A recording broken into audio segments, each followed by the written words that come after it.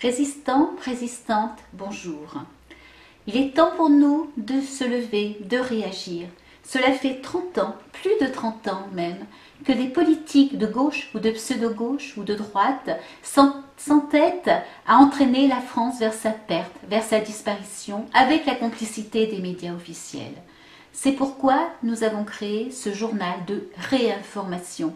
Du lundi au vendredi, tous les soirs, à 19h50, un petit point sur l'actualité, petite analyse, loin du politiquement correct, loin des manipulations, loin de ce que l'on vous cache.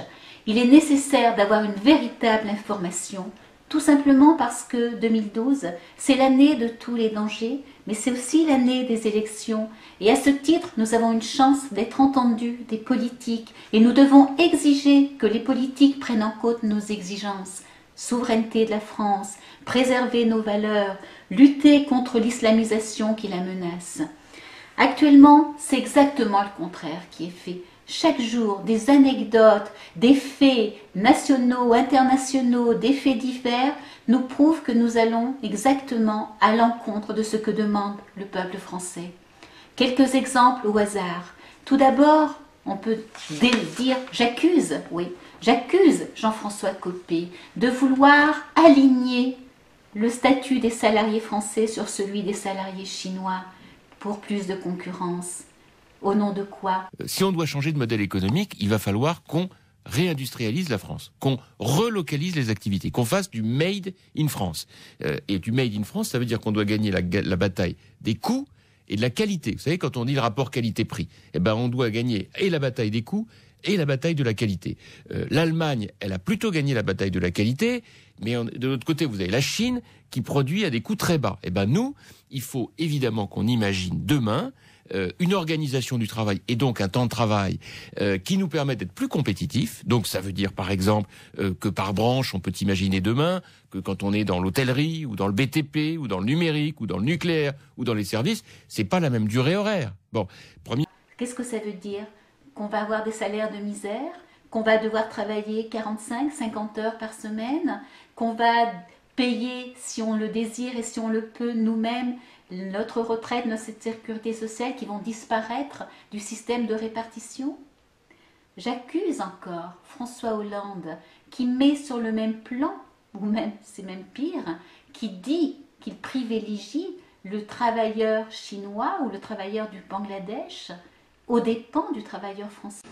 La vraie identité du Parti socialiste et des socialistes européens, parce que pour faire l'Europe, il faut quand même le faire avec d'autres, c'est d'organiser un continent capable d'assurer l'échange, parce qu'on n'est pas là simplement pour empêcher les plus pauvres que nous de faire venir leurs produits, parce que si c'est ça le protectionnisme, pas pour nous.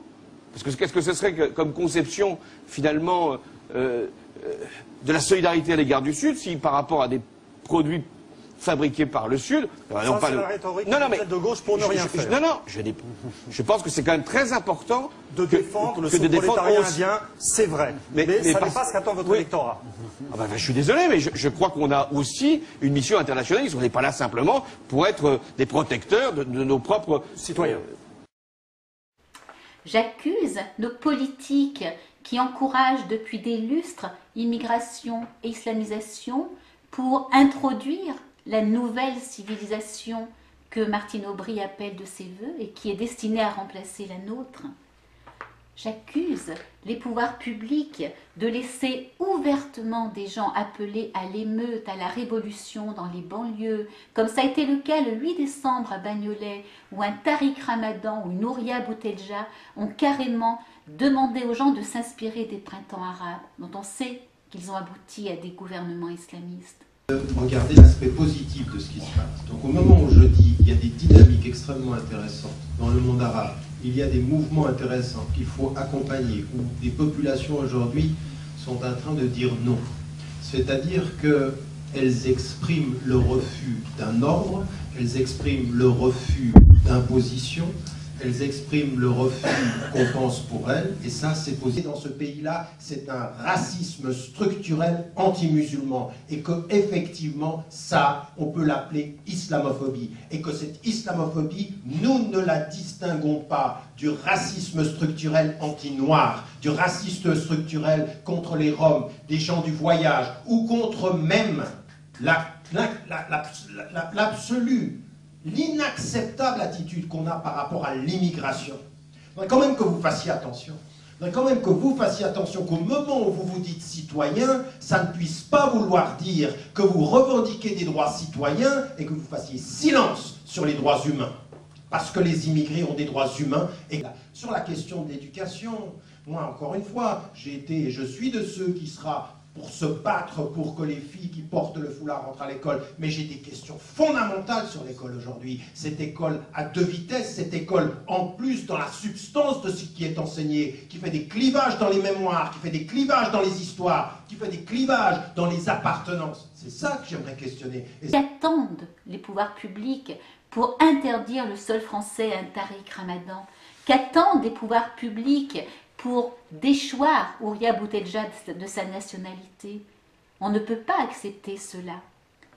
J'accuse encore les pouvoirs publics de laisser la loi bafouer en plein Paris, comme le montrent ces deux photos de femmes en burkiné, une au RER Nation le 24 décembre, une autre en plein Champs-Élysées le 28 décembre, en plein Paris, et on se croirait dans l'Afghanistan des talibans.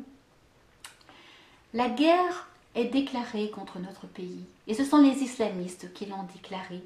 Ils veulent, c'est évident, importer la charia et l'appliquer à la place de nos lois. La preuve, elle est au su et au vu de tous, et notamment au nez et à la barbe de nos pouvoirs publics, sur le site de Forza Analiza, qui prédit carrément qu'ils vont instaurer des tribunaux islamiques à partir du 1er février. En France, en 2011, ce sont des lois communautaristes, des lois religieuses qui vont primer sur les lois de l'État, qui vont être utilisées dans la communauté musulmane, au nez et à la barbe de nos politiques qui laissent faire, qui n'interdisent pas ce site. C'est ahurissant. Tout ça, et c'est évident, a été encouragé depuis des années par tous les accommodements raisonnables, pour le halal, pour les constructions de mosquées, construction d'instituts du monde arabe, d'instituts des cultures d'islam, tout ça, et notamment par l'enseignement des langues et cultures d'origine, comme on le voit ici à Antony, dans l'école Paul Bert. Pendant ce temps, partout dans le monde musulman, les chrétiens sont discriminés à cause de la charia. Les chrétiens sont persécutés, agressés, tués. Récemment, au Nigeria, à Noël, et ça n'est pas un hasard, si c'est la fête chrétienne par excellence qui a donné lieu à ces persécutions, à ces tueries. Vous avez au Pakistan une femme qui est condamnée à mort parce que la chrétienne qu'elle est a commis le crime énorme de boire dans le verre d'une musulmane. Que dire encore des Coptes d'Égypte persécutés? Bref, il nous faut maintenant une main de fer qui rétablisse l'ordre, qui impose la loi française et qui aime la France. Alors, pour 2012, 3 vœux. Le premier, que la France sorte de l'Europe, pour que nous retrouvions notre indépendance, notre souveraineté et que nous puissions carrément gérer l'immigration sauvage que Bruxelles appelle de ses voeux. Deuxième vœu, que la France sorte de l'euro pour que nous retrouvions notre souveraineté monétaire et que nous sortions des problèmes économiques en gérant notre monnaie et en échappant à la dette obligatoire. Et puis, troisième vœu, que des patriotes soient élus et qu'ils mettent fin à l'islamisation de notre pays, à l'immigration et au communautarisme qui sont en train de saper toutes les bases de notre pays. Vive la République, vive la France, à lundi. Allons enfants de la patrie, retrouvons nos idéaux, ce qu'on nous viole et qu'on salit, hissez haut notre drapeau.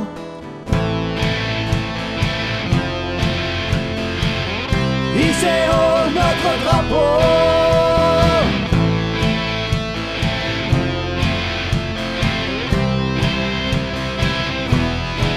Allez, viens,